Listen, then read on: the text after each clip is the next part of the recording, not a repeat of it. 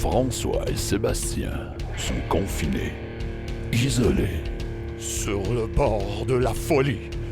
Heureusement, ils ont encore Internet pour jaser avec des amis et déverser leur réconfortante niaiserie sur le monde. Mesdames et messieurs, voici les survivants.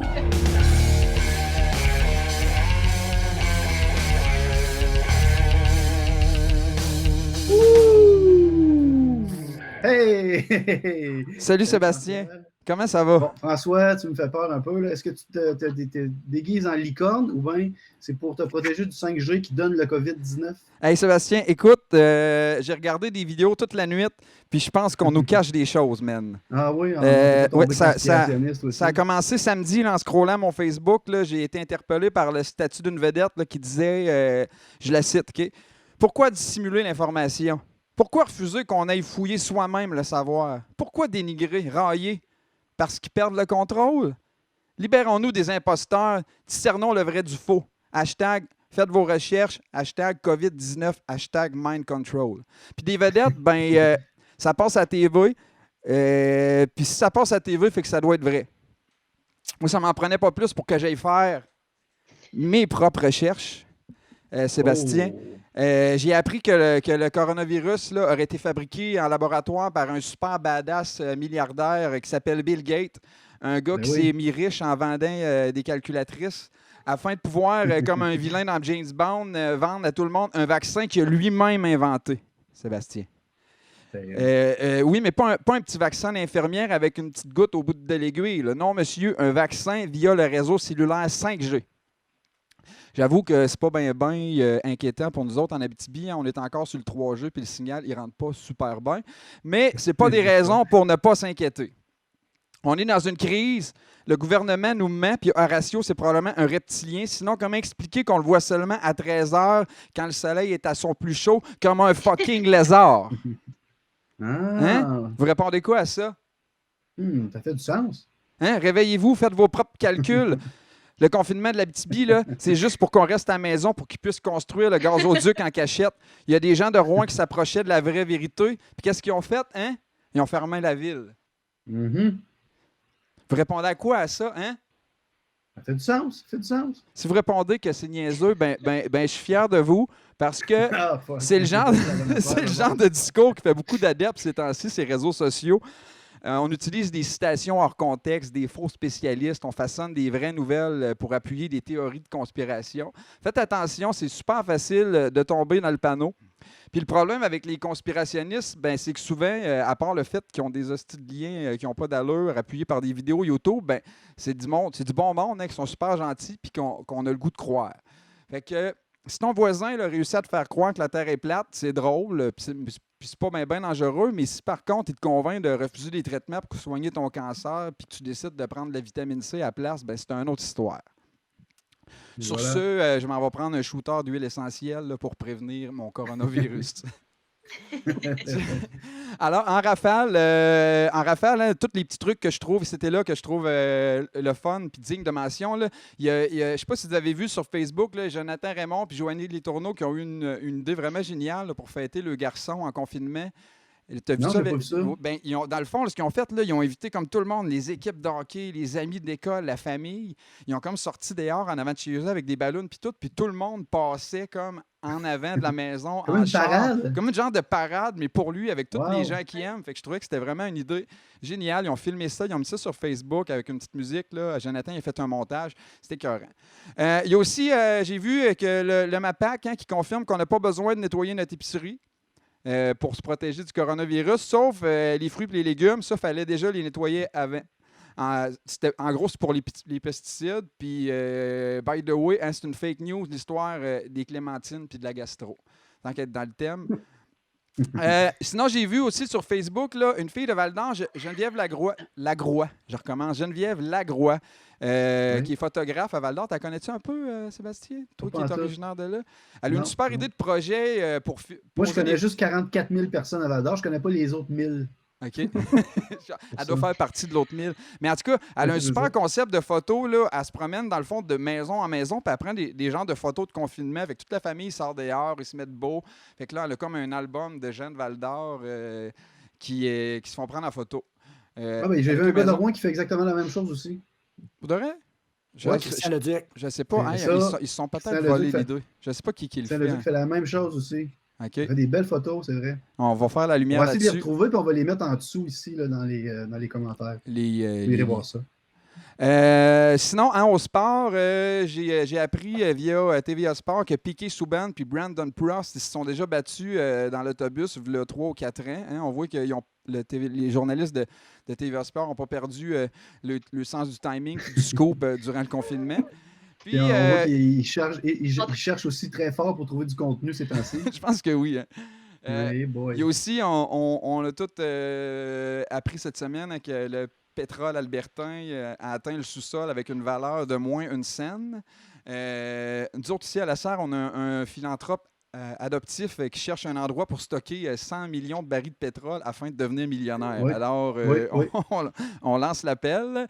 C'est mon idée, ça. C'est mon idée. C'est toi, ce philanthrope-là? C'est moi, c'est ça qui a eu cette idée-là. Bon, moi, je me suis dit, si j'en achète pour 100 millions, ils vont me donner $1 million. C'est juste que je ne sais pas quoi faire avec 100 millions de barils de pétrole cheap d'Alberta.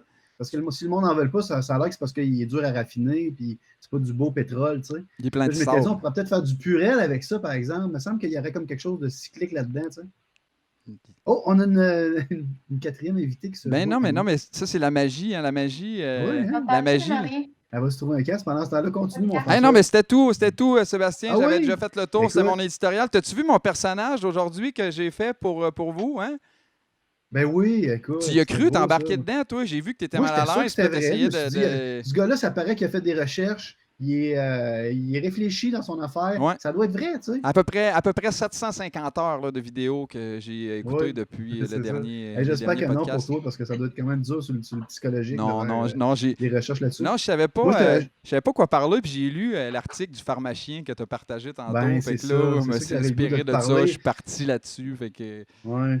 Parce que très belle chronique du pharmacien là, qui parle justement des dérapages conspirationnistes, puis comment on a une petite tendance naturelle à reconnaître des fois on voit un nuage passer, puis on voit un lapin qui est en train de manger une carotte. Là. Fait que c'est peut-être un peu les mêmes mécanismes qui font que des fois, on voit des choses, puis on se dit, ça se peut-tu qu'il y ait un lien entre Bill Gates, les vaccins, puis le 5G? Non. C'est une manière aussi de gérer l'angoisse. C'est une manière de gérer l'angoisse aussi, de penser que nous autres, on a compris la patente, puis que les autres, non. Mais en tout cas, nous autres, on a encore un beau panel d'invités aujourd'hui. On a, en ce Journée de la Terre, en plus, on est le 22 avril, qui est le jour de la Terre aujourd'hui. Puis, Sébastien, il a été super concept là, dans le booking des invités. Il a invité... T'as tout pensé, ça, là? Ben, je sais, c'est prévu. On a invité quelqu'un qui fait des jardins à la maison, hein? Puis on a aussi quelqu'un, comment on appelle ça? Des éleveurs de poules urbains. Ça s'appelle-tu des éleveurs de poules urbains? Je pense que oui. OK, ben on a Moi, je pense qu'on pourrait l'appeler Maman Poule, peut-être. Ah, ben oui. Ça y va bien, hein? Mais, hein. Oui. On a notre ami Véro Bruno Riopel qui est un petit rayon de soleil sur Pat. Hein. Je me suis dit, on va l'inviter dans notre podcast. Puis c'est sûr que le monde, ils vont avoir le cheese d'enfer jusqu'à la fin de la chronique, c'est sûr. Tu sais. Puis il y a Fanny là, qui a de la misère à se connecter, mais Fanny va venir se joindre à nous aussi. Fanny, c'est une jeune entrepreneur, une jeune maman aussi, puis une fille tu sais, très connaissante en tout ce qui est jardinage, puis élevage, puis tout ça. Un peu hippie, c'est bon, hein? Attends, un peu hippie, mais là, ça revient à mode, hein? Oui, mais non, mais moi, c'est plus les hippies qu'on avait. Pas péjoratif. Non, on n'a plus le goût de les faire ça, les hippies à cette heure. Ils sont comme sont dans le vent. Puis c'est des gens justement, tu sais, qu'on a le goût d'imiter, hein, en se faisant justement en ayant des petits animaux à la maison, ou en faisant pousser nos propres légumes, en faisant notre pain. Hein, on a eu un hippie. Oui, on a essayé ça. Hey, toi, d'ailleurs, j'ai vu ça, Sébastien, chapeau pour. Hey, je suis très fier de mon pain, pour mais vrai. Suite à la chronique. Je dois dire que c'est beaucoup ma blonde qui l'a fait, parce que c'est sûr que quand elle écoute le podcast, elle va venir me sacrer une claque sur l'épaule pour me dire, bon, t'as encore essayé de voler mon mérite. Mais on l'a fait en couple, là. Tu sais, hey, moi, en tout cas, là, la manière, était beau, là. La manière que j'ai perçu ça, là, c'est toi qui l'avais fait. Est-ce que c'est comme... Non, dis pas ça, là. Moi, j'ai mis le pain sur Facebook. Steve, là? Ah, ça serait beau, ça. Vous avez pétri le pain ensemble? Hey, on va faire une vidéo de ça serait malade. Comme dans Mon fantôme d'amour. Moi en chess, en train de pétrir un avec pain. la musique. Mon fantôme d'amour! Ça va être dégueulasse. Puis, pour compléter notre duo de filles, on a un duo de garçons aussi ce soir. Alors, on a Francis Greffard. Tu sais, hey, écoute, ça faisait longtemps qu'on voulait l'avoir, lui, à notre podcast. Tu sais. Puis, on se disait, on attend le jour X pour l'inviter. Puis là, ben, c'est le jour X aujourd'hui. Ouais. Puis, je suis content aussi parce qu'il y a un de mes amis, Marc-André Caron, un gars de l'extérieur de la BTB-Témiscamingue. Quand tu nous disais que tu avais des amis avant de déménager ici, on pensait pas que c'était vrai. Ben moi, je dis que c'est mon ami. Lui, ben, on n'a jamais vraiment signé une entente écrite. Ça fait J'ai jamais officiellement demandé « Veux-tu être mon ami? » Fait que, mettons, depuis le début, là, depuis qu'on a commencé à se jaser un petit peu avant le podcast, ça fait comme 4 fois que tu dis que c'est ton ami, puis lui, il n'a jamais dit que tu étais son ami. J'ai remarqué ça. Il répond pas. Non, je suis très poli. Il simule. Il n'a pas répondu encore. Quand c'est le temps de parler. Hein? Il n'a pas dit que tu étais son ami encore. Hey, alors. C'est un enfoiré, mais je l'aime quand même. Oups, pardon, mon micro. Tu nous portes ça avec notre ami Véro, toi, là? Oh que oui, mon ami Sébastien, écoute ça. Véronique Riopelle. Véronique Bruno Riopelle. Oh! C'était beau, ça. Oh, c'est beau. C'était beau, ça, oui. C'est une de tes belles, celle-là. Hey, salut, Véro. C'est beau. Comment ça va? Allô? Il y a un petit délai, là. Numéro 1? Oui, OK. Fait que là, t'es venu nous parler de tes poules. T'es venu nous parler de tes poules chéries ce soir. Oui, j'en ai 3. Oh! Hey, pour. Est-ce qu'elles ont des noms, tes poules? Et ils sont super cool. Ah oui? Hey, je m'en souviens même plus. Hey Hey. OK, évidemment. Guimauve, puis Noisette, je pense. Ah, OK. Pour ceux qui se posent la question, là, Véronique, ça c'est prend. mes enfants qui les ont baptisés comme ça. Véronique, ça prend tout le temps un petit peu de temps avant qu'elle réponde à nos questions. Hein. C'est pas une histoire de latence. Elle fait toujours ça quand on la rencontre en ville. Tu lui poses une question, 2-3 secondes, elle fiche, puis après ça, elle nous répond. Elle fait que c'est tout à fait normal. Son accident en 92. Oui. Hein, ceux qui la connaissent savent que c'est toujours comme ça. Oui. Fait que toi, tu viens nous parler de comment... Toi, Véro, tu viens nous parler de comment partir un petit poulailler à la maison parce qu'on est en confinement. On essaie d'être le plus autarcique possible puis devenir autonome dans notre alimentation. Puis avoir des poules, ça peut être le fun, tu sais. Mais ça a l'air compliqué, tu sais, ça a l'air un peu rendre quelqu'un qui ne l'a jamais fait. Ben, on s'entend qu'à la base, c'est déjà mon chum. Mais j'adore ça aussi d'en faire. C'est merveilleux. Puis surtout pour... on voulait montrer aux enfants... Puis on voulait montrer aux enfants c'était quoi la vraie vie. Puis que le manger, mais il ne pousse pas à l'épicerie. Tu sais. Alors, à la base, c'est ça. On a voulu avoir un poulailler, parce qu'on voulait essayer de faire un retour à la terre le plus possible. Fait que c'est ça. Fait qu'on voulait montrer aux enfants c'était quoi la vraie vie, puis comment on voulait sortir ce projet-là pour essayer d'être le plus indépendant, et puis montrer les belles valeurs à nos enfants. Donc, on a voulu se faire un poulailler urbain. On a pris... mon chum, il a acheté un livre, là, ça s'appelle « Vivre au temps jadis ». C'est merveilleux, c'est comme vivre dans le temps. Là. Donc, il montrait comment faire un poulailler. On a pris modèle là-dessus. Puis sur Google, là, c'est infini les possibilités pour les plans de construction. Nous, c'est un poulailler mobile. Il y a des roues en dessous. Donc, on peut le déplacer comme on veut l'été. Puis nous, c'est un poulailler, dans le fond, que les poules sont libres. Donc, il est fermé, mais il y a quand même un enclos. Fait qu'ils sont lousses printemps, été, automne environ. Puis, c'est merveilleux. En vrai, c'est pas compliqué. C'est l'entretien. C'est sûr qu'il y a de l'entretien à faire, là, on s'entend. Ça fait la merde, hein? Ça fait des cacas, des poules. Pas juste des cocos de Pâques, ça fait des cacas de Pâques aussi. Mais sinon, c'est merveilleux. Comment on parle? Mettons que je décide, moi, cette année, de je vais y aller avec mes étapes. Ah, c'est ça, vas-y donc. Asti, t'as dit que tu la couperais pas, merde.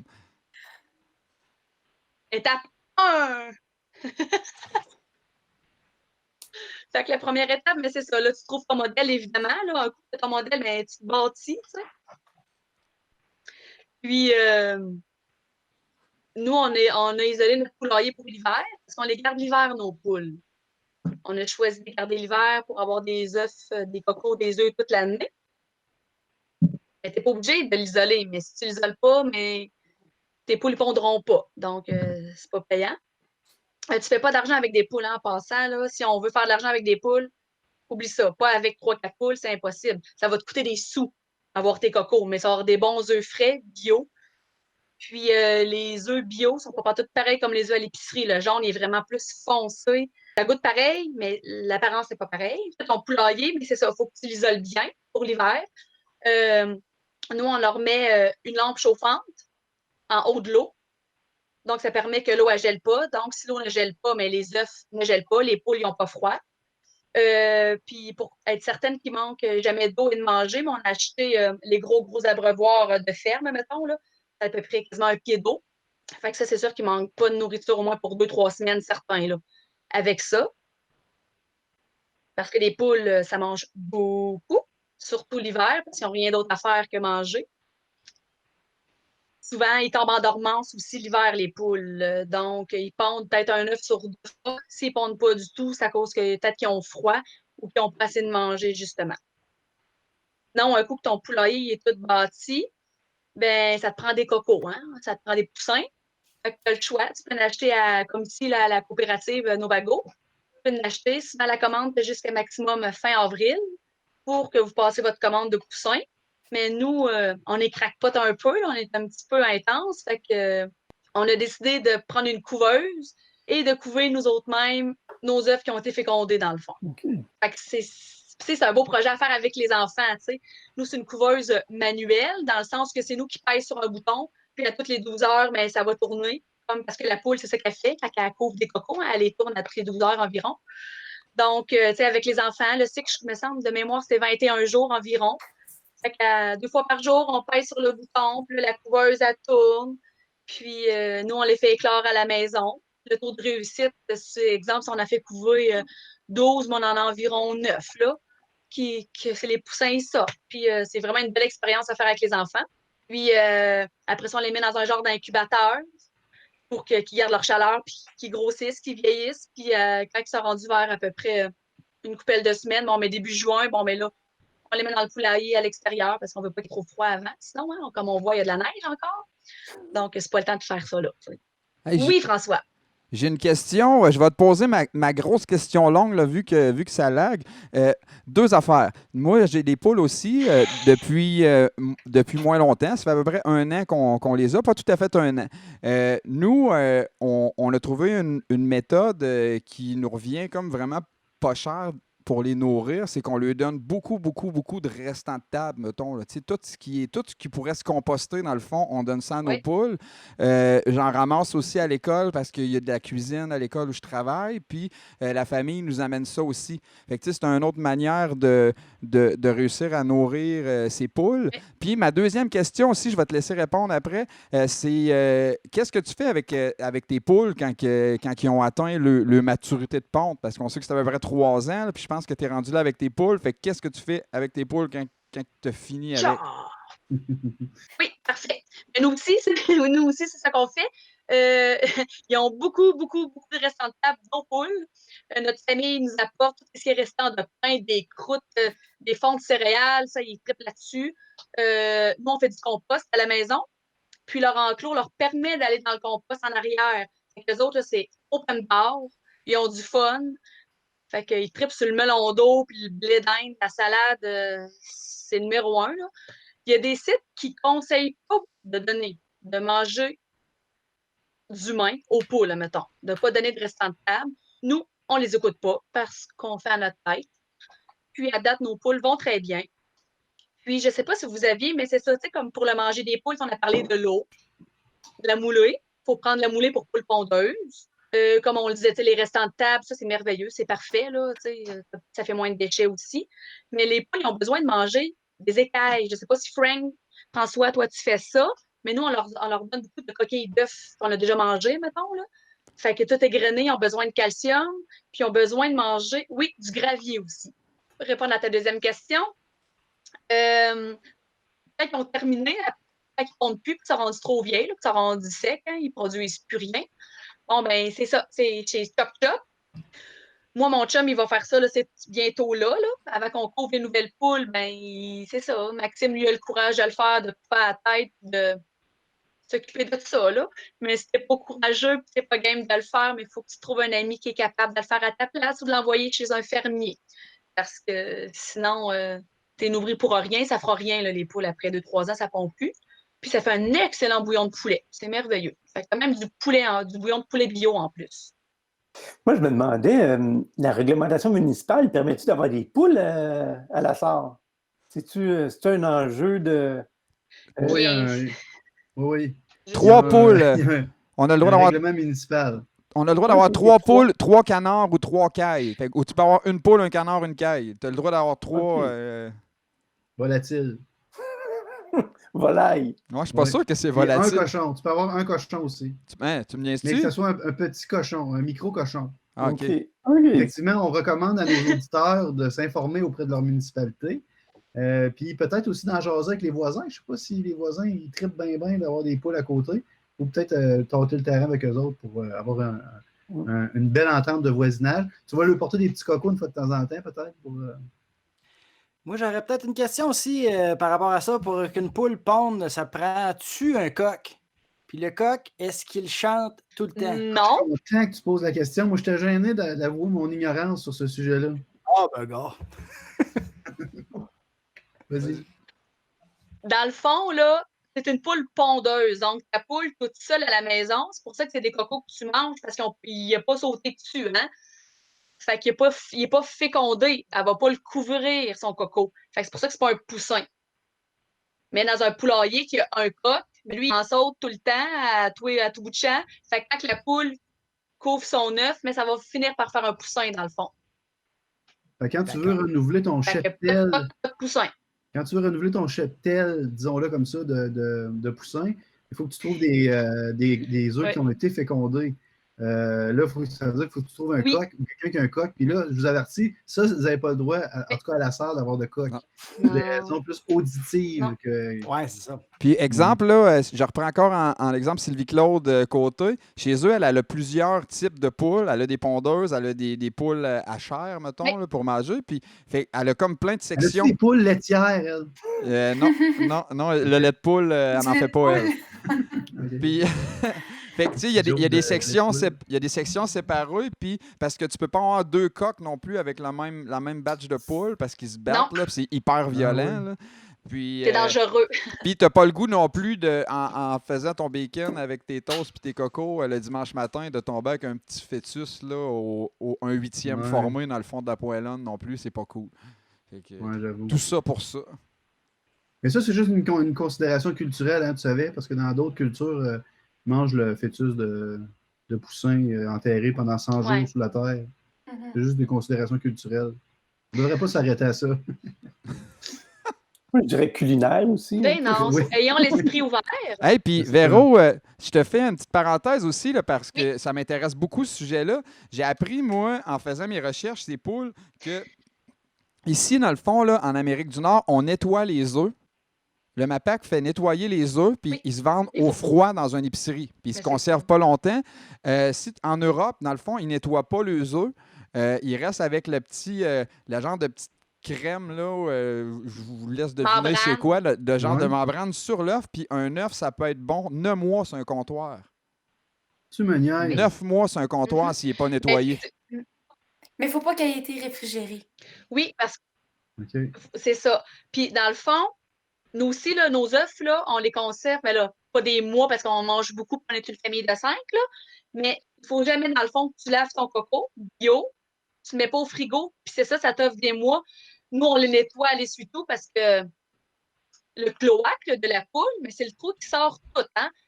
Les pipis, le caca, ben pas le pipi, mais le caca et le coco, hein, ça sort par le même trou. Donc, nous, on le nettoie à l'essuie-tout, là, mais on le lave. Ouais, mais on le lave pas, puis nous, on met ça en dessous de l'armoire au frais, comme ça, il est à l'abri de la lumière, puis ça se conserve comme tu veux, puis c'est toujours aussi bon. Faut juste vraiment, pour vrai, pas le laver, parce qu'il y a comme une membrane protectrice qui, quand on le fait avec le MAPAC, c'est ce que tu achètes au magasin, mais ça brise cette barrière-là, dans le fond. Puis, quand tu veux faire des œufs à la coque, là, mais ça va mieux les faire avec des œufs de l'épicerie que des œufs bio.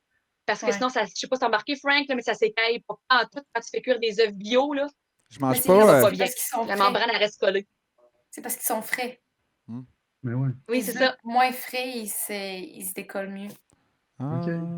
Non, moi, je mange pas de facoque. Depuis que je suis petit, je trouve que ça sent le pet. Hey, rien de mieux qu'une bonne sandwich aux œufs là, quand tu t'en vas en char. Moi, je les laisse. Moi, dans un rack de sandwich aux œufs, là, c'est que je suis faim. Ah, moi, c'est mon petit bonheur. Moi, je monte à Montréal, j'arrête toujours à Louvicourt, je m'arrête une sandwich aux œufs, puis je suis heureux. Là. Petit bonheur de C'est la vie. important de partager ça. Hey, merci beaucoup, Véronique, pour ta chronique. J'espère que tu restes avec nous pour la suite du podcast. Yes, Bien sûr. elle a fait un pouce. Ouais. Tant que Hey, tu parles Ça fait pas, là, plaisir, va c'est bien aller. merveilleux. Non, mais je pense que c'est moins pire, là, son On dirait lag. que, Là, oui, et elle on nous a s'est- rattrapé. Non, C'est non, mais pour quand vrai, même. on est capable d'avoir une discussion, là, ça va bien. Là. Tu t'es replacé au niveau de l'Internet parce que visiblement, là, tu as toujours été aussi merveilleuse. Je pense qu'elle répond à la question 1 quand on a fini de poser la question 2, mais c'est pas grave. Ça tourne toujours pas mal au même. ces Non, mais en affaires. tout cas, ça se passait. Hey, puis là, Même confiné dans mon Internet. C'est ça, pauvre elle. dans le super concept de Sébastien dans la Journée de la Terre, on a aussi une je sais pas si on dit-tu une agricultrice urbaine, elle est peut-être pas si urbaine que ça, je la connais pas beaucoup. On va l'inviter puis on va la laisser parler. Alors, j'inviterai sans plus attendre. Oh, Fanny! Fanny Duprat! Oh, Fanny! Fanny Duprat! Oh, des bisous.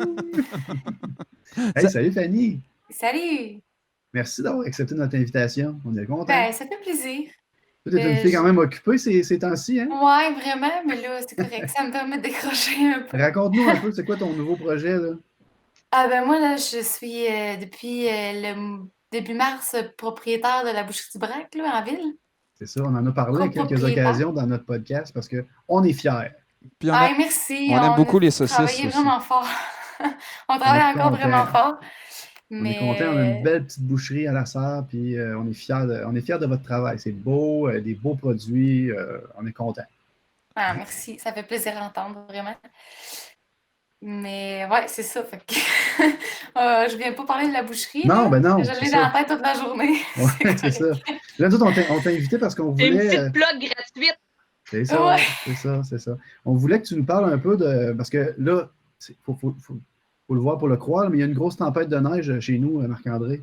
En Abitibi-Témiscamingue, il a neigé, je pense, lundi. Puis mardi, là, je ne sais plus. Là, mais en Genre tout cas, il y a à 5 peu pouces près, de neige. il y a vraiment une grosse tempête. Puis hier, il faisait vraiment moins 15 avec le ciel gris, du vent. C'était un peu rien. Là, on se dit, bon, ça y est, on est reparti pour un nouvel hiver. Mais on oublie, mais on est le printemps quand même. Puis là, ben, il y a du monde qui commence à penser des semis, puis faire un petit jardin. Puis avec le confinement, on dirait qu'on voit ça aussi. Il y a beaucoup de monde qui ont le goût là, de commencer à faire. Mais Faire un surtout petit jardin. que l'accessibilité aux aliments, elle a comme été restreinte pendant un moment, fait que ça fait comme un peu peur, puis tu as envie d'être autonome dans ton alimentation. Là. Tu as le goût de faire pousser des trucs que tu vas avoir confiance pour manger après aussi. Tu sais. Ouais, puis que tu vas avoir à portée de main. Là. Ouais, c'est ça. Hey, salut! Dis qu'elle travaillait, lui. Ouais, on va travailler. C'est correct. Puis pas assez d'heures. Fait que, vas-y, parle-nous un peu de comment on se part avec un petit jardin. Là. Mettons, moi, je rêve de faire ça dans ma cour. Là. C'est compliqué, puis ça se fait-tu, puis ça coûte-tu $1 million, puis faut-tu aller faire un bac en agronomie? Non, je pense vraiment pas. Là. L'important, c'est que tu sois motivé à le faire, puis c'est plus ça, la motivation, puis l'enthousiasme à avoir un jardin. Mais sinon, moi, là, j'ai grandi sur une ferme autosuffisante. Puis ma mère, elle a des grands jardins, puis tout. Puis à un moment donné, j'avais peut-être 12-13 ans, je disais, maman, je veux me partir un jardin à côté du tien, là, je veux partir de A à Z. Fait que là, elle me coachait, comme. Fait que je vais prendre mon expérience que j'ai eue à 12 ans pour vous l'expliquer. Génial. Parce que c'est le premier jardin de ma vie que j'ai fait. Là, j'en ai pas refait encore. Puis cette année, je m'enligne pour en faire un. OK, cool. Puis, ben, il y a des semis là, en arrière de moi. OK, fait que t'es déjà parti, là, toi. Là. Ouais, un petit peu. On est-tu en retard? Mettons qu'on n'a pas commencé, on est-tu Non. trop tard, non? Non. OK. Non. OK. Pas en Abitibi, en tout cas. Non. OK. Ouais, c'est ça. Puis dans le fond, c'est sûr que tu as besoin de matériel, là, mais, tu sais, mettons, exemple, un rotoculteur, ça se loue, là. Tu n'es pas obligé de t'acheter un rotoculteur pour une fois dans ta vie, là. Mais c'est ça, moi, ce que j'ai fait, là, c'est que j'ai passé rotoculteur, En fait, t'es mieux de le passer, si possible, l'automne. L'année avant ton jardin. L'automne, puis comme ça, ben tout l'hiver, là, les racines, ils vont comme geler, puis ils vont comme se défaire, puis la terre va continuer de travailler quand même. Mais juste, ça va passer un rotoculteur. Puis même que si tu as le temps, tu peux semer un engrais vert. Ça, dans le fond, un engrais vert, là, ça peut être dépendant dépendant les caractéristiques de l'engrais vert, puis ce que tu veux, ou le temps de l'année que tu es rendu, là, ça peut être de la moutarde, du sarrasin, là, il y en a plein, là, d'engrais verts. Là. Puis ça, l'engrais vert, là, ben, dans le fond, là, ça s'appelle un engrais parce qu'il va se revirer dans la terre, il va se décomposer, puis ça va engraisser ta terre. OK. OK, c'est à ça que ça sert, les petits ballons de main comme ça. Là. Okay, ouais. Cool. Puis entre tes buttes, là, vu que la mauvaise herbe, ça pousse vite, là, tu peux mettre du foin ou des planches de bois pour comme écraser, pour pas que ça. Pour pas que ça repousse, là, pour pas que ça donne de lumière aux mauvaises herbes, là, pour que ça pousse à travers. Là. OK. Fait que c'est ça. Puis après, ben, tu sais, comme exemple. Ce qui est le fun, ce qui est facile à cultiver, là, c'est des haricots. Là, c'est super bon. Là.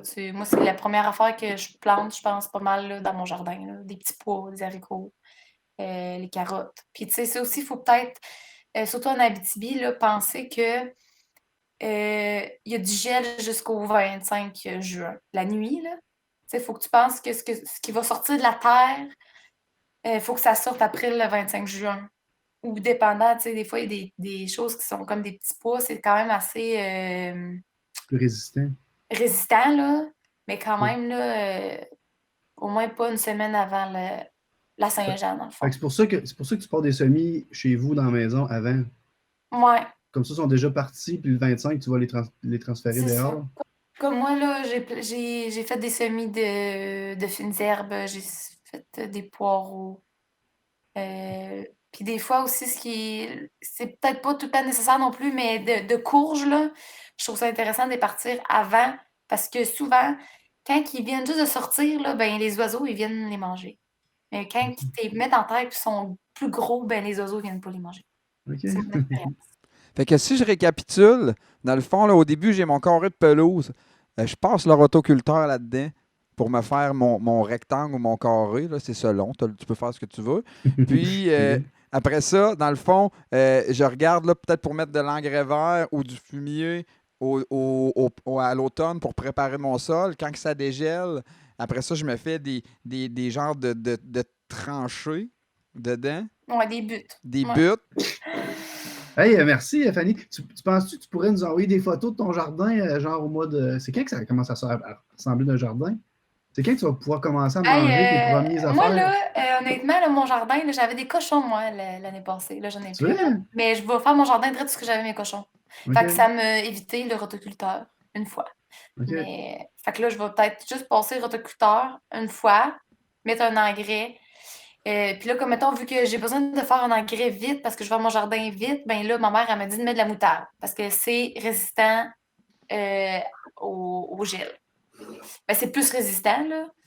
Fait que je vais pouvoir le faire au mois de juin, mettons. Faire passer le rotoculteur là-dedans, faire mes buts, puis semer mes affaires, là. Puis, c'est sûr que ma première année, ma terre, elle sera pas l'idéal, là. Ouais. Mais il faut que je me dise que je vais la travailler à chaque année, puis à un moment donné, elle va être parfaite. OK. Ça prend un peu la patience, ça, finalement, à avoir un jardin. Peut-être que ça serait bon pour moi, ça, François. De la patience? Ben, tu fais des beaux bols. Moi, je pense que tu es rendu là dans ta vie, Sébastien. Peut-être, hein, avec mon grand âge maintenant. Oui, oui. Mais j'aime ça, je trouve ça cool, l'idée de travailler sa terre aussi. Tu sais, moi, je pensais que tu arrivais à quelque part puis tu dealais avec ce que tu avais. Là.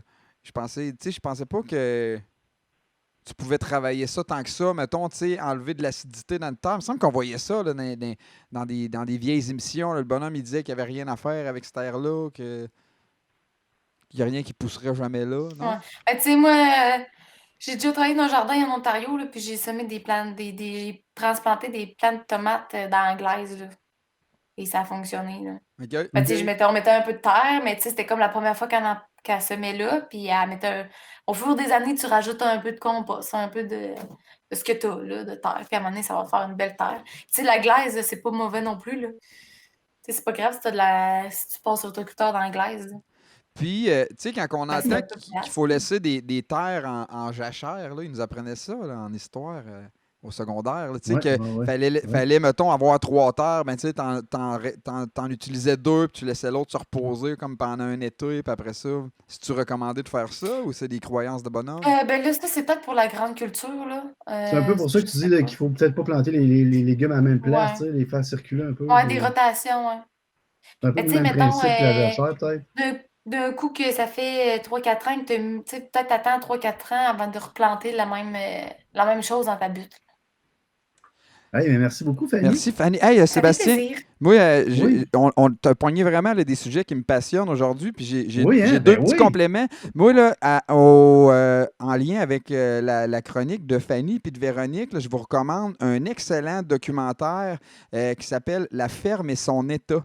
Ça a été fait en 2017 par Marc Séguin. C'est un documentaire qui est vraiment cool. Moi, c'est ça qui m'a comme craqué là, à m'acheter des poules puis à faire mon jardin. Allez écouter ça. Dans la première partie du documentaire, ils montrent tout ce qui ne va pas bien dans l'industrie agroalimentaire. C'est quoi, la ferme de M. Séguin? Non, c'est la ferme et son état. Puis c'est Marc Séguin qui l'a fait. Ben là, c'est arrangé, ça, là, cette affaire-là, voyons. C'est Marc Séguin de la presse, là? Oui, le Marc Séguin de la presse. Enfin, quelqu'un de cultureux dans cette émission-là. Non, pour vrai, là, c'est vraiment bien fait. Dans la première partie, ils montrent tout ce qui va pas bien là, dans l'agroalimentaire. Le fait que si tu veux être capable de produire du lait, il faut que tu aies un permis à 1 million. Donc, ça te prend 350 vaches. Puis, tu sais, ça finit plus. Puis après ça, ils présentent un dude là, qui vient du Vermont. Il s'appelle Joël Patriquin. Il appelle le fermier le plus important de la Terre. Avec son fermier américain, lui. Je te le dis, man, c'est vraiment intéressant. Je pense que tu en parles à chaque émission. Mais man, quand tu vas l'écouter, toi aussi, tu vas en parler à chaque émission. J'ai hâte de l'écouter. Je vais l'écouter, arrête. C'est vraiment cool. Puis après ça, dans le fond, ils montrent tout ce qui est la nouvelle génération là, qui travaille là-dedans, dans le fond, fait là, avec ses animaux, avec ses légumes, la manière de planter qui revient un peu à ce qu'on faisait avant, ce que nos arrière-grands-pères faisaient. Fait que c'est vraiment cool. Allez écouter ça. Puis merci beaucoup, Fanny. Ouais, merci, ça fait plaisir. Là, on est rendu avec notre 3e invité. Oui! Hey, un invité qui vient de loin en plus, Sébastien. Oui, c'est un étrange. Oui, c'est il a l'air fin, je trouve. Il a l'air gentil. Alors, pas mal. Écoute ça, Marc-André, pour toi. Marc-André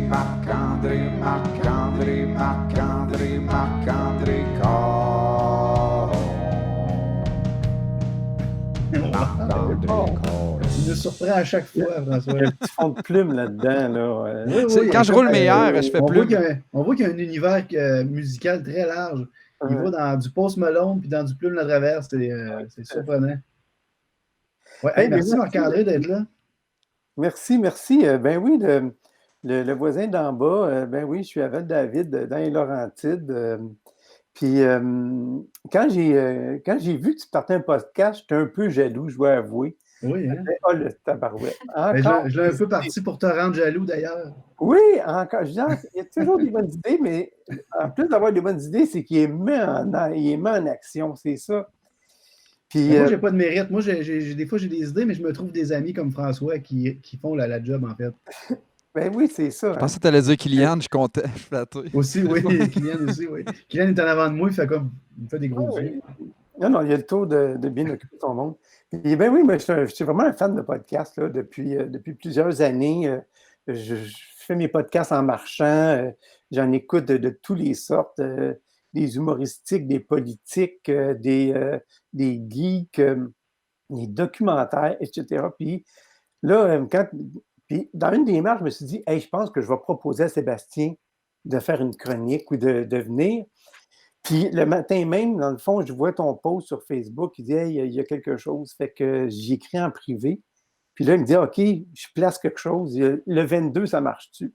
Je dis, OK. Mais là, de quoi que je vais parler? Et ça, c'était l'autre grosse question.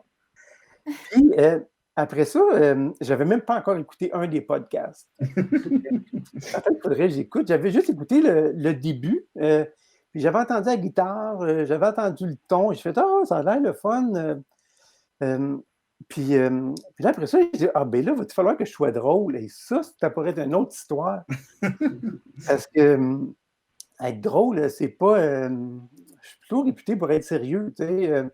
Quand il roule avec des lunettes... tu pars avec deux prises, toi, là?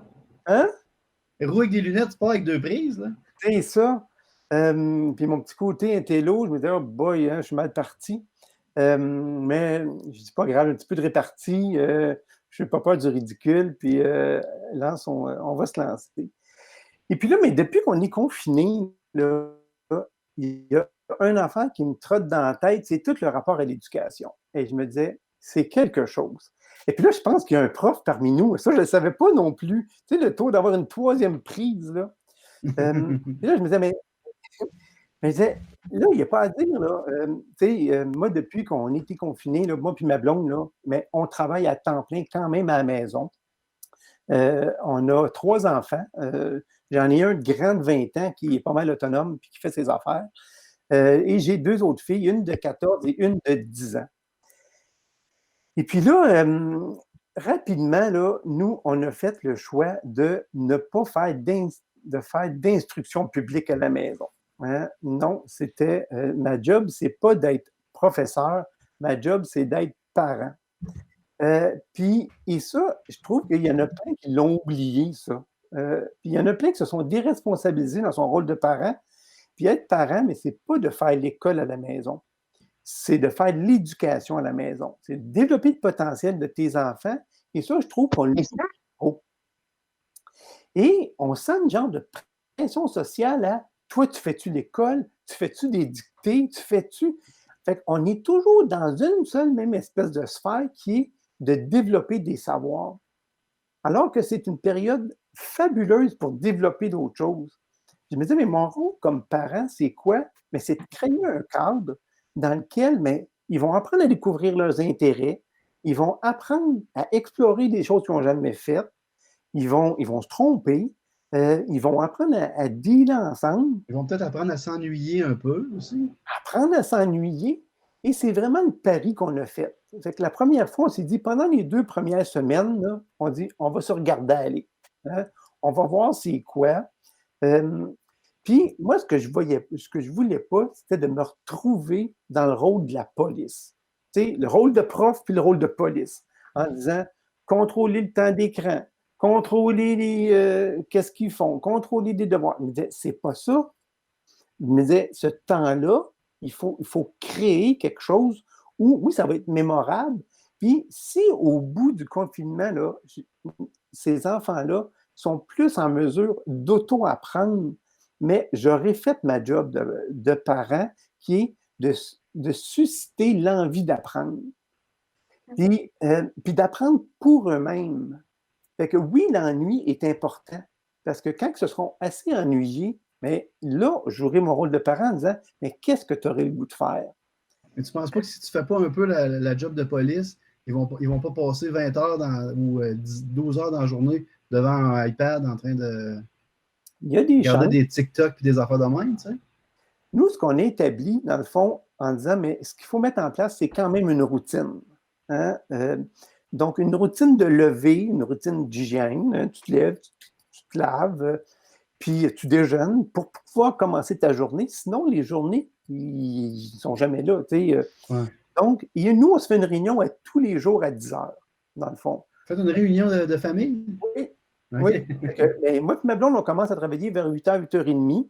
Puis à 10 heures, mais il faut que tu sois prête, laver, tout le kit de déjeuner. Et là, c'est le plan de match de la journée. Dans le fond, c'est quoi ton objectif pour ce matin, puis c'est quoi ton objectif pour après-midi? Qu'est-ce que tu vas faire? Donc, et puis là, on a dit, mais regarde tes cours, puis comment ça pourrait se transposer dans le quotidien ici? Fait que oui, des fois, en anglais, ils ont écouté un film avec en anglais, sous-titré en anglais. Ils ont choisi leur film, ils se sont mis, dans le fond, ça, en univers social, mais ils ont dit, regarde, on pourrait s'informer sur quelque chose. Mais ce que je ne voulais pas, c'est que ça vienne de moi. Parce que ce qui m'intéresse, ce n'est pas ce qui les intéresse. Puis ce que je trouve, c'est que mais souvent, bon, j'ai des enfants qui ont 14 et 10 ans, là, sont quand même... mais ils ont de la misère à identifier c'est quoi leur intérêt. Qu'est-ce que tu aimes? Qu'est-ce que tu as le goût? Je ne sais pas. Il y a beaucoup de ça, là. Ben oui. Comment créer ce contexte-là? C'est qu'à 10 heures, qu'on est là, puis on dit, mais c'est quoi aujourd'hui? Des fois, ils sont responsables d'un repas par semaine. Ils se font des trucs comme ça, puis nous, en fin de journée, dans le fond, à 10 heures, on a notre premier bout où on fait notre petite rencontre. Et ce qui est assez drôle dans notre petite histoire, c'est qu'il y a une journée où on était dans les nouveaux... On fait de la visio ces temps-ci. Ben oui, beaucoup. On était tous les deux en visio et on a manqué le rendez-vous de 10 heures. Ça n'a pas marché. C'est une journée où, que vous avez fait, on n'a rien fait. Mais vous n'étiez pas là à la réunion un matin. Mais comme... Fait que c'était là de développer l'autonomie des personnes, développer leur pouvoir aussi d'agir par rapport à apprendre. Puis si, je me disais, au bout du compte, là, et là, ça, c'était notre point de vue initial. Mais là, on s'est mis l'école s'est mis à nous envoyer des trousses. Ah oui, OK. On a créé la zizanie dans la famille. En disant, mais là, c'est la pression. Fait que là, toi, tes enfants, là, ils font-tu des devoirs? Non, ils n'en font pas. Et là, moi, je n'ai jamais été un grand partisan des écoles alternatives, tout ça. Puis là, je me suis dit, j'ai commencé à vivre en disant, ah, c'est ça qui vivent les enfants qui sont dans des milieux plus alternatifs non, on n'est pas, on ne sont pas devant des devoirs puis tout ça. Puis les profs qui nous envoyaient en disant, mais c'est facultatif, là, mais garde, non, c'est pas vrai, c'est pas ça qu'on va faire. On a eu une discussion avec eux autres. Dans le fond, on est transparent parce que, oui, on leur relaie les trousses en disant, est-ce que vous souhaitez le faire? Si c'est ça, on a ouvert, on a été voir les plateformes, on les a sensibilisés à ce que c'était. Mais après ça, on leur a dit, mais ça doit vous appartenir. C'est le goût d'y aller. Fait qu'on a mis un ordinateur à leur disposition. Ils ont les outils. Après ça, un après-midi, on était faire des maths, mais en disant, nous, c'est pas une obligation. On ne vous oblige pas à, dans le fond, faire de l'école à la maison. Dans le fond, mais ce qu'on vous oblige, oui, c'est être dans un processus d'apprentissage puis d'expérimentation. Fait qu'ils ont fait une recette à un moment donné, et puis pour la petite histoire, il fallait mettre 1 tasse et quart de bouillon de poulet. Ça fait beaucoup de poudre dans un... Dans le fond, au lieu de mettre une tasse et quart de liquide, ils ont mis une tasse et quart de poudre. De poudre? Oh boy, OK. De pouleteux. Ouais, c'est un petit peu ça devait être quand même salé, hein? Ouais, c'est un petit peu concentré et on fait des apprentissages. Là, maintenant, je pense qu'une tasse et quart, ça ressemble un petit peu à ça. Je trouve que vous avez quand même fait un pas pire compromis entre les laisser trop libres puis essayer de trop intervenir puis d'essayer de nous organiser ça. C'est comme si c'était des ministres, là, tu sais. Tout à fait.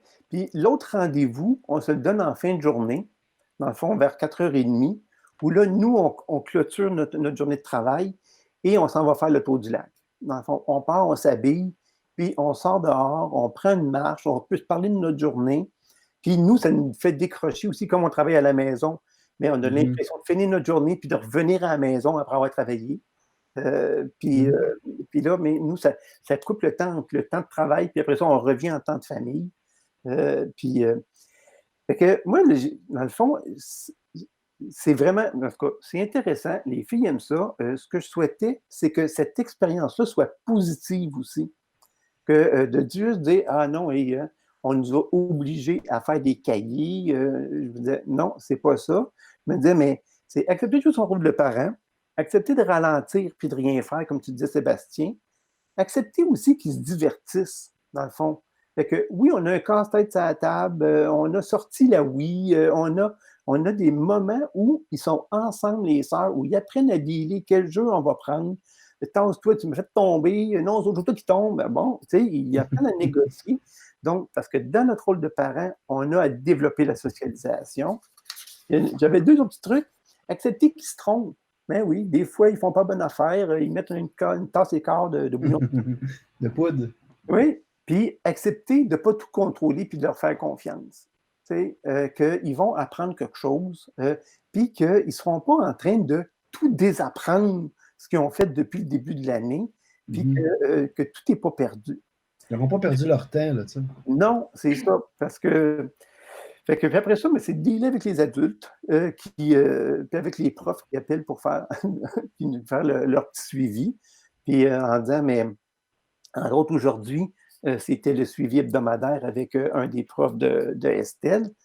Puis, mais tu vois, dans cette notion-là d'auto-apprentissage, là, il me demande toujours, as-tu des questions? Fait que là, il faudrait bien que je me trouve une question.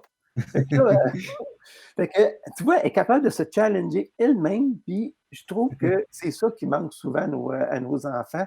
Puis l'école, on est souvent dans une approche où on est passif dans notre apprentissage, alors que, on pourrait revenir à une approche qui est beaucoup plus dynamique. Mais c'est intéressant, mais je ne sais pas si François, vas-y François, toi, avec tu as des enfants, puis Francis, puis Fanny, puis vous avez tous des enfants beaucoup plus jeunes, tu sais. Toi, Francis, comment ça se passe chez vous avec les enfants? Ils ont quel âge déjà tes enfants, toi? Ben là, j'ai mon plus vieux qui est en 2e année. C'est pas mal le seul qui fait de l'école à la maison. Là. Il fait la classe de Marie-Ève tous les jours. Il fait une petite demi-heure, dans le fond, de notions maths français. Puis il fait de la lecture. On a trouvé des sites avec des jeux qui te demandent d'épeler des mots. Puis tout. Fait que, il aime bien ça. Fait qu'on fait quand même de l'apprentissage. Mais il aime ça. Fait qu'on le laisse le faire. C'est surtout l'avant-midi. Après ça, on a la journée libre. Puis là, les autres, là, ma fille est en maternelle. Fait qu'elle, c'est moins des devoirs. Là, on fait des activités. Puis l'autre est encore à la garderie. Fait que on l'occupe comme on peut. Sinon, mettons que les enfants n'ont pas le droit d'écouter ce podcast-là. Puis là, on va se dire les vraies affaires entre nous autres. Ouais. Avez-vous hâte au 4 mai? Espérez-vous que les écoles vont toutes être réouvertes pour vous débarrasser de vos enfants? Moi, je suis pas sûr que le 4 mai, on va être prêt à redécoller l'école. As-tu le goût d'aller manifester pour que ça reparte le plus vite possible? Non, puis je te dirais que de mai à fin juin, ça fait comme 2 mois et demi, 3 mois qu'ils sont plus à l'école, puis là, tu les remets là-dedans, tout pas en même temps, puis là, il faut comme condenser. Je sais pas comment ça risque de marcher. Ouais. Pour vrai, je suis pas sûr que c'est une super bonne idée. Là. Ouais. Non, moi, je suis mitigé là-dessus. Là. On va voir le plan. Là. Il y a un fameux plan qui va sortir au courant de la semaine prochaine, à savoir comment ils vont faire ça. Là. Fait que, parce que aujourd'hui, François Legault a dit que, en tout cas, ce que j'ai cru comprendre, c'est que les parents auraient peut-être la latitude de dire « OK, moi, je garde mes enfants ou je les envoie », selon des fois peut-être aussi des obligations de travail ou des choses comme ça. C'est sûr que moi, mes enfants, ils ont un contexte particulier avec leur maladie. Fait que moi, je les garderai à la maison, c'est sûr. Là. Mais je me demandais, les autres parents, seriez-vous willing, vous autres, de leur laisser repartir vos enfants? Ou toi, Marc-André, qu'est-ce que tu vas faire avec ça, mettons? Moi, ce qui m'embête, là, c'est la distanciation sociale. T'sais, si on recommence l'école, on recommence l'école. Mais là, des demi-classes, c'est tout comment on va organiser le travail, la cour d'école. Si on se retrouve juste à gérer des déplacements, puis je me disais, non, ils sont venus chez nous, là. Puis demi-journée, puis ça va être juste du transport. Après ça, c'est lave-toi les mains, lave ton bureau. Puis je me disais, si c'est que ça, là, non.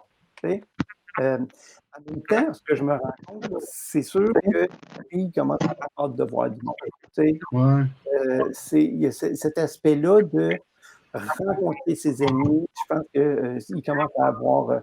parce qu'on disait, ça va faire quand même 6 semaines. Là. Mm-hmm. C'est quasiment un été. Ça va être quasiment les vacances d'été qu'on a passées. Ça commence. Il y a aussi le fait que, jusqu'à vraiment pas longtemps, là, on nous disait qu'on sauvait des vies en restant à la maison, qu'il fallait comme pas toucher. Si tu vas à l'épicerie, là, c'est hyper...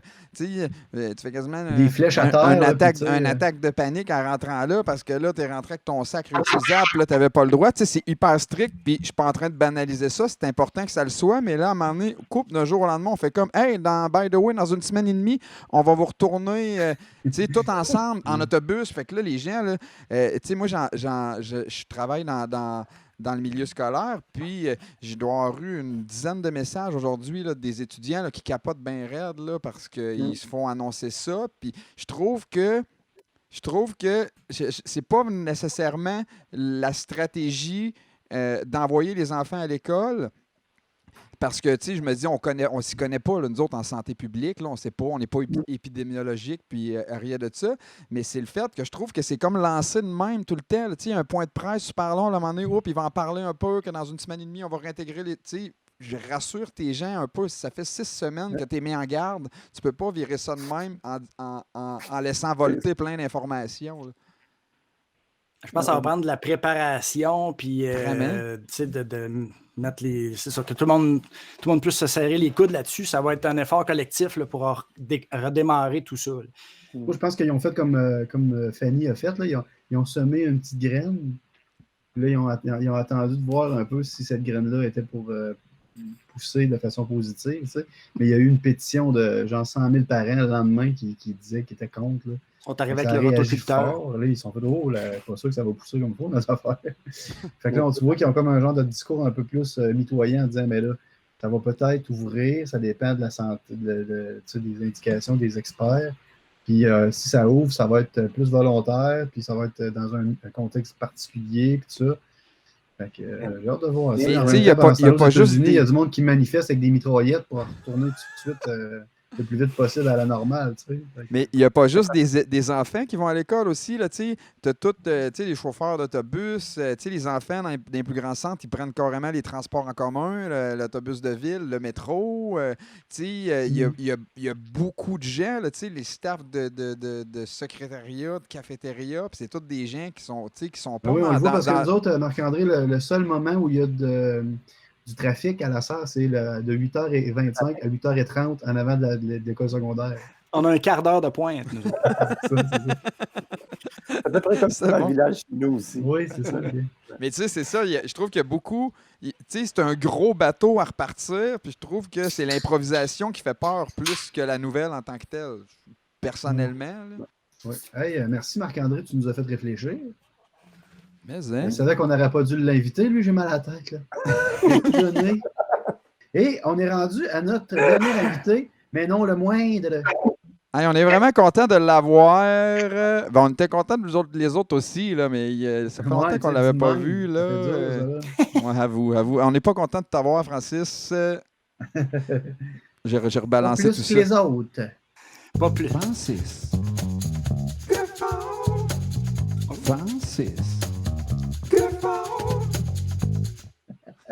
OK, ça fait un peu bleu, jean bleu, on dirait. Hein? Ben, j'aille pas ça. Oui, c'est bon.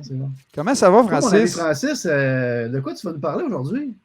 Ben, écoute, je suis content de vous m'ayez invité, puis je me suis vraiment demandé de quoi j'allais vous parler aujourd'hui. Puis je me suis dit, je vais faire une chronique cinéma, tiens. C'est Parce bon, que, ça. bon, le monde ne savent peut-être pas, mais je suis un assez gros fan de films. Là. J'ai dans mon walk-in, dans ma chambre, là, en fait, c'est pas vrai, on les a changés de place, mais j'ai comme 200 DVD qui traînent, que j'écoute plus. Puis j'ai pas loin de 200 films sur mon iTunes. Fait que, tu sais, en plus de mes abonnements, j'écoute bien des films, j'aime ça. Un autre qui n'avait pas prévu le virage numérique des films, pogné avec tes DVD moi, à cette heure. Pendant un bout de temps, j'achetais des films usagés au club vidéo, 3 pour 20$, puis tout ça, j'en ai acheté beaucoup comme ça. Puis un moment donné, là, le 5 minutes avant que le film commence, que tu as des previews, puis des avertissements de pas pirater, puis tout ça, je l'ai acheté ce film-là, là, je le pirate pas. Là. Puis là, il continue pendant 5 minutes, les affaires, tu peux pas skipper. Là, tu arrives sur iTunes, tu peux suppléer, le film il part, t'es comme yeah! Fait que oui, j'ai fait le virage, je ne regarde plus dans le rétroviseur. Nous autres, on a ça aussi, pas des films, là, mais une belle boîte. On doit avoir à peu près 3000 CD là, dans un gros coffre chez nous, puis on n'a plus de lecteur CD. La musique aussi, oui, effectivement. Ouais. Fait que, ouais, c'est ça. Fait que j'ai dit, je vais trouver une suggestion de film qui porte un peu sur l'isolation, le confinement, la solitude et la survie, disons ça comme ça. OK, ils sont thématiques à ce qu'on vit. Exactement. C'était cœur. Bon. Je me suis dit, je ferais pas des films sur la pandémie. Tu sais, je sais que sur Netflix, le film Pandémie. Là, hein?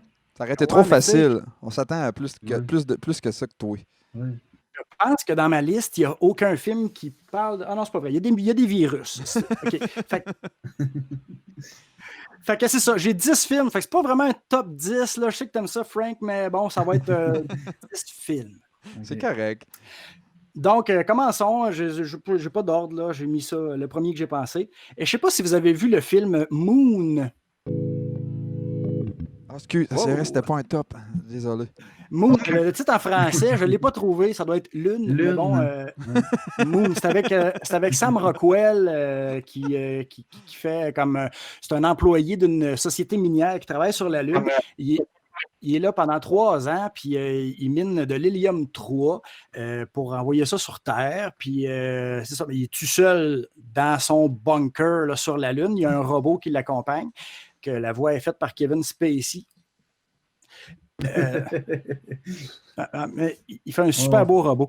Okay. Puis c'est ça. Puis un jour, il se rend compte, après un accident, que bon, il est peut-être pas vraiment tout seul dans sa base. Puis il se rend compte que l'autre qui est dans sa base, il y ressemble comme 2 gouttes d'eau. Fait que c'est ça. Ça commence de même. C'est un film qui n'a pas un super gros budget de départ, mais ils ont fait vraiment de quoi d'intéressant. C'est fait par Duncan Jones, qui est le fils de David Bowie.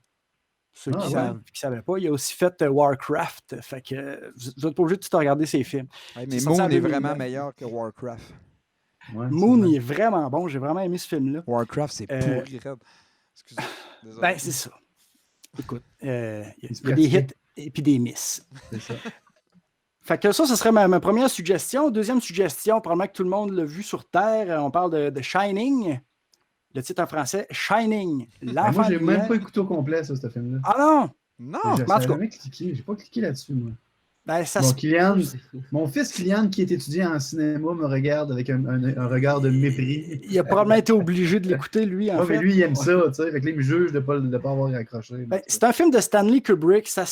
Ça se peut que c'est pas tout le monde qui puisse apprécier ça. C'est fucké. C'est sorti en 1980. Stanley Kubrick a fait aussi 2001, l'Odyssée de l'espace, l'Orange mécanique, Full Metal Jacket, entre autres. Il y a Jack Nicholson dans ce film-là qui fait une performance assez incroyable. Et Shelley Duvall, qui a une bonne psychose, elle aussi, là-dedans. Ça raconte l'histoire d'un écrivain qui va passer l'hiver dans un hôtel fermé pour la saison dans le but de recommencer à écrire. Et puis, à un moment donné, la solitude, son fils commence à avoir des visions, puis il dit Red Room, puis des affaires de même. Puis là, lui, il explore l'hôtel, puis il arrive des affaires bien, bien étranges. Ça finit, je te vendrai pas le punch, Sébastien, je suis pas un vendeur de punch. Mais ça finit qu'il défonce une porte avec une hache. Tu as sûrement déjà vu ça. On a tous déjà vu l'affiche avec la face de Jack Nicholson. C'est ça. Puis le deepfake avec Jim Carrey. Checkerai ça sur YouTube. Oui. Fait que ça, c'est un autre film que c'est ça. C'est un confinement, tout l'hiver complète. En fait, je ne suis pas sûr qu'il t'offre l'hiver. On peut qualifier de culte. Là. C'est un film culte, Shining. C'est un film culte, oui, absolument. Oui. Troisième suggestion, I Am Legend. Je suis une légende avec Will Smith qui est pas loin d'être tout seul tout le long du film. C'est sorti en 2007, fait par Francis Lawrence qui nous a donné les Hunger Games aussi. Donc, ça se passe à Manhattan 3 ans après qu'un virus ait décimé 90% de la population. Will Smith fait un scientifique qui vit seul avec son chien et qui tente de trouver un remède et d'autres survivants. Puis c'est ça, la nuit, il s'enferme dans sa maison en écoutant du Bob Marley couché en boule dans son bain. Et puis, parce que dehors, il y a des espèces de zombies vampires qui sortent juste la nuit, puis qui ont des grandes bouches faites à l'ordinateur. Puis le film est intéressant. Les bonhommes à l'ordinateur, je ne peux pas dire qu'ils ont bien vieilli, mais c'est quand même assez bien fait. C'est un bon film que je suggère pour écouter au moins une fois. Avez-vous vu Castaway? Seul au monde. J'ai même pas vu ça, moi. C'est une de nos inspirations. Je l'ai même pas vu, le film. T'as jamais vu ça? T'as pas vu ça? Il faut que t'écoutes ça. Ça a sorti dans mon bout à Montréal. Pas de TV, pas de DVD, pas de à 12 dans un appartement. Ouais. Fait que j'ai manqué. Je pense que je l'ai vu au cinéma, moi. En 2000, fait par Robert Zemeckis, qui nous a donné Back to the Future et Forrest Gump, pour n'en nommer que 2. Donc, lui, c'est un employé de C'est-tu FedEx ou en tout cas une compagnie de livraison. Puis bon, il s'en va dans un voyage en avion, un avion de la compagnie de livraison. Puis l'avion s'écrase en pleine mer et puis il se réveille sur une île. Puis il faut qu'il apprenne à vivre tout seul, comment cuire du homard et comment se mettre ami avec un ballon de volleyball. Et il commence à arracher une molaire avec un patin de fantaisie. Oui, c'est vrai, je ne me rappelais plus de cette scène-là. Puis, c'est ça se passe pas tout le film sur l'île. À un moment donné, il revient dans la civilisation, puis on voit un peu comment que ça peut avoir atteint quelqu'un qui passe justement quelques années tout seul, vraiment, vraiment tout seul au monde. Puis il essaye de se pendre à un moment donné, je pense, puis la liane, elle casse. Là, fait que, ça va pas bien. Il n'est même pas capable de mourir sur l'île. Autre film de Il passe exactement par les mêmes émotions que nous, on passe en confinement. Là. Ben oui, c'est un peu ça. C'est pour montrer un peu toutes les facettes d'un confinement. Puis Moi, je dirais, regardez ce film-là, ça fait du bien. Des fois, on se compare, on se console. Tu peux savoir, t'es rendu à quelle étape? Il devient cote, par exemple, Tom. Oui, j'avoue. Il passe à la petite bedaine. Ça me prendrait peut-être ça un peu. Bon, un autre film, un autre classique de Thing, que je ne savais pas qu'en français, c'était L'effroyable chose. Ça, c'est les 4 Fantastiques, ça? Oui, c'est un des 4 Fantastiques. C'est lui qui est en roche.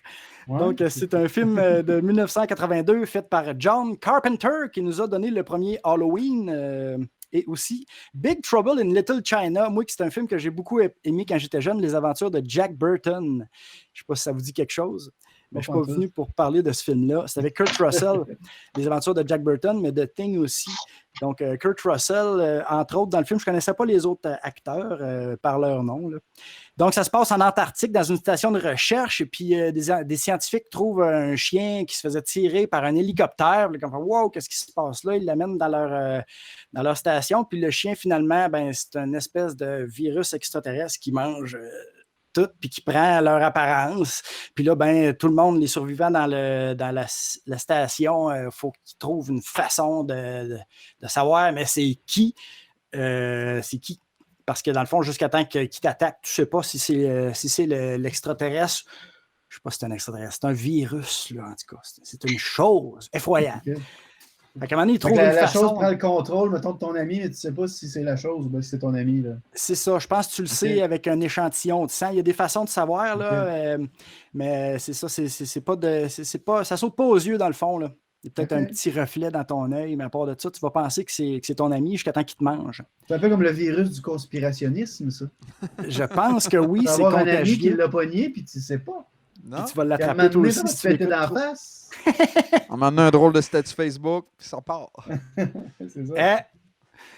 Donc, ça, The Thing à écouter, c'est sûr. C'est je dirais la version de 1982, ils ont fait une reprise début 2000, là, est bien faite, là, les effets spéciaux, toute l'histoire, c'est tout le temps bon, les versions originales. Et en fait, dans la version originale de 1982, il y a des effets spéciaux qui sont encore extrêmement convaincants encore aujourd'hui. Bien, ça dépend. S'il les faisait, mettons, aux marionnettes, des effets spéciaux faits aux marionnettes ou plus physiques, ça vieillit super bien. Ceux qui ont pris le penchant du premier numérique, là, c'est lettre en chien.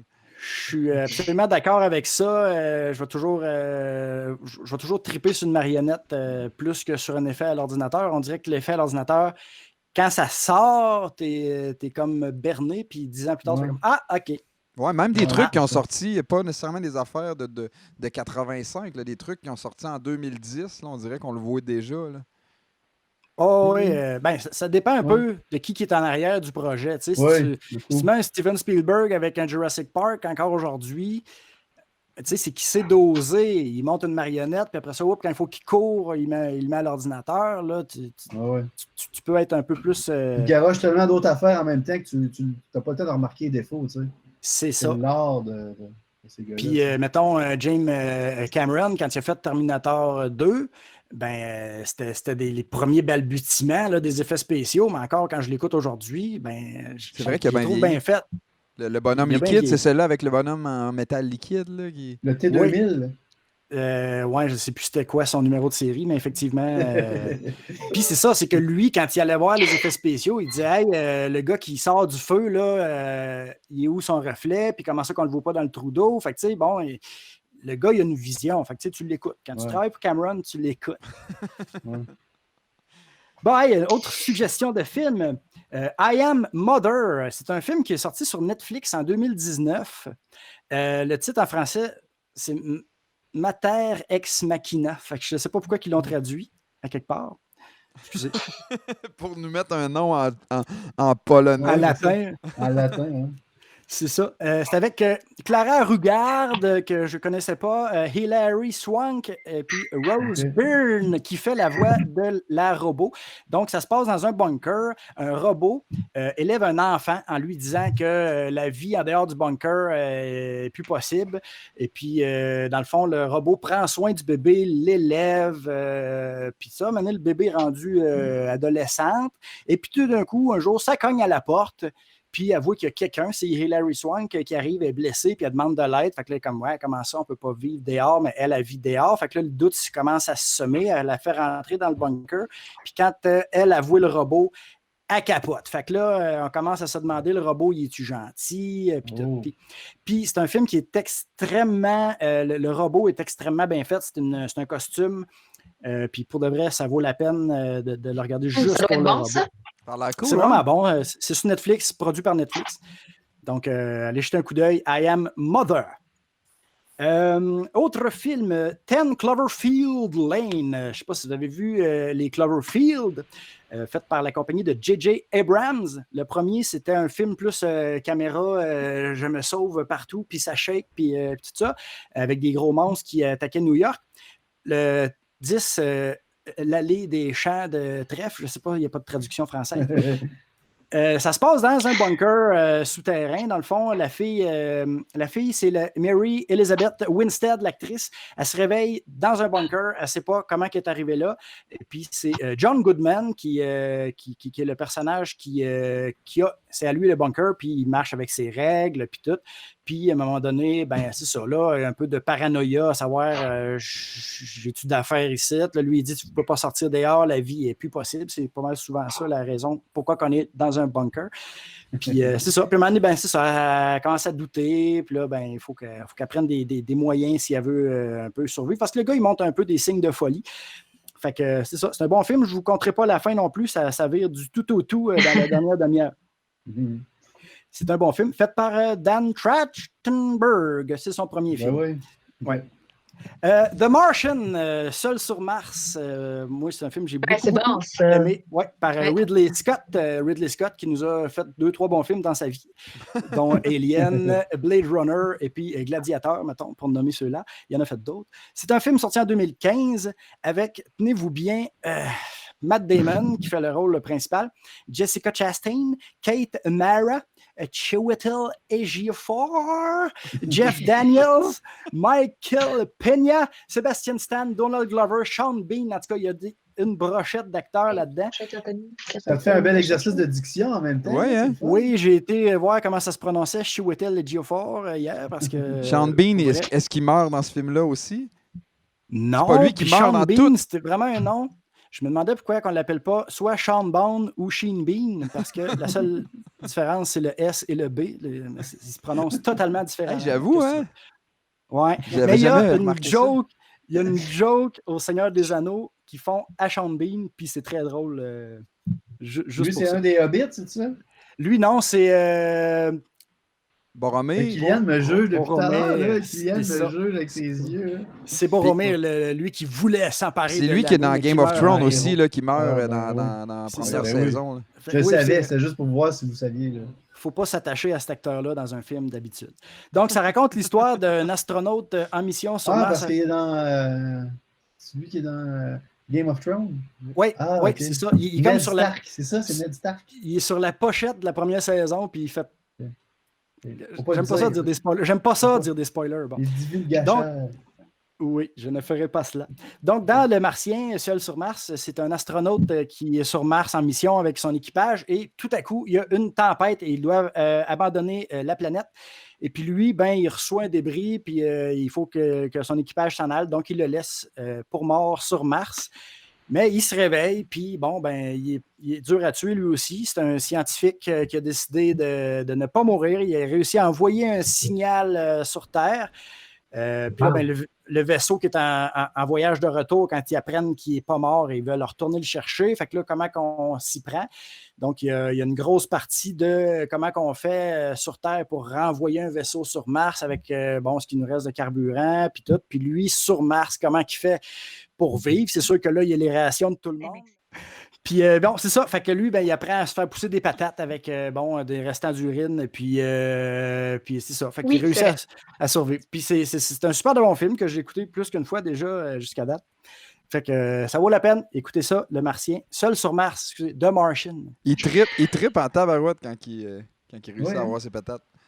Oui, puis quand il trouve la façon avec l'alphabet pour parler avec son monde, tu sais, je veux dire, c'est scientifiquement. Il est vraiment fier de lui, là. Oui, il y a de quoi, Puis c'est ça, puis je pense qu'il y a bien des vrais trucs scientifiques là-dedans qu'on peut presque se baser là-dessus là, si on est pris sur Mars. Là. Okay. Donc, il me reste 2 films, on va essayer de faire ça pas trop long. J'ai Dawn of the Dead, j'ai pas beaucoup de films d'horreur. L'Aube des morts, c'est un des premiers films de zombies que j'ai écouté dans ma vie. Puis c'est sorti en 2004, fait par Zack Snyder. C'était son premier film. Depuis ce temps-là, il nous en a fait quelques-uns d'autres, dont 300, Watchmen, à peu près tous les films de Superman, Batman dans la Justice League. Là. Fait que ça, il a fait plein de films depuis ce temps-là. Qui c'est qu'il y a dans ce film-là? Sarah Polley et Ving Rhames, qui jouent dans aussi l'Émission Impossible. Donc, c'est une apocalypse de zombies. La madame se réveille le matin, sa fille est zombie, elle attaque son mari, elle se sauve, puis elle se ramasse dans un centre d'achat avec d'autres survivants, puis ils survivent là pendant quelques temps avant d'avoir à partir de là, eux autres aussi. Je ne sais plus exactement. Je ne l'ai pas réécouté dernièrement, donc j'ai vraiment résumé le synopsis. Mais il me semble que c'était un bon film. J'avais même checké les bonus. Il y avait un petit épisode parce que les autres, ils parlaient avec un gars sur un autre building. Puis là, il y avait un peu sa webcam à lui dans sa maison, des bonus. Fait que, pour ça, c'est intéressant à regarder. Donc, un film d'horreur dans le tas. Et mon dernier film, non le moindre, que j'ai commencé à écouter, je ne l'ai pas fini, c'est Jusqu'au déclin.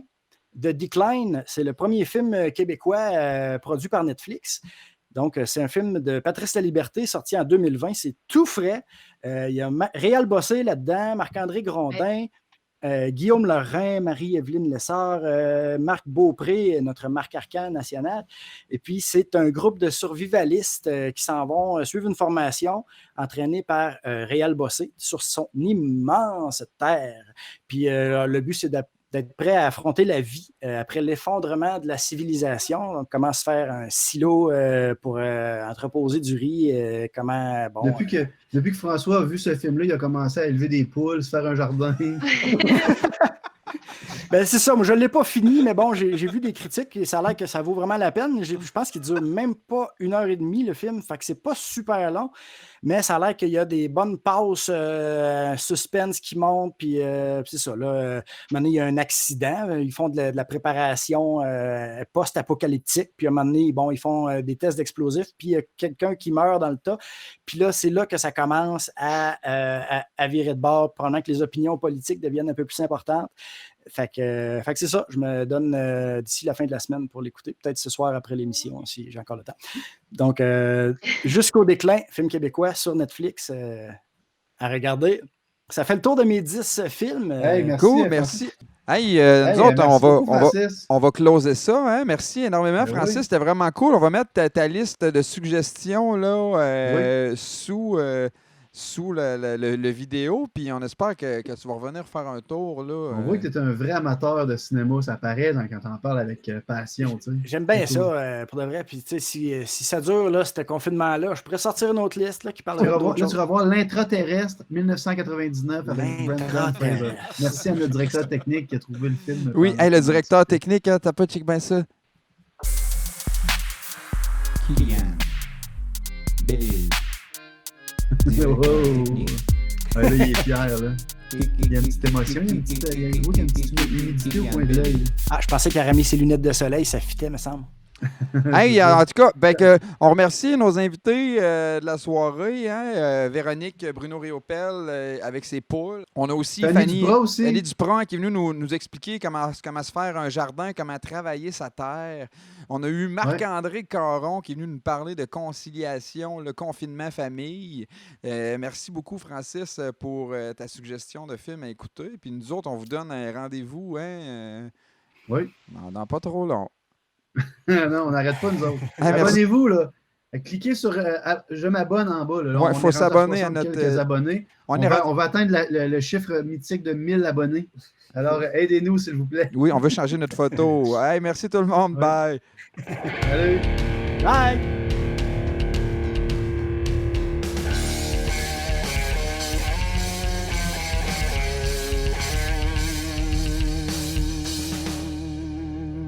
Boom.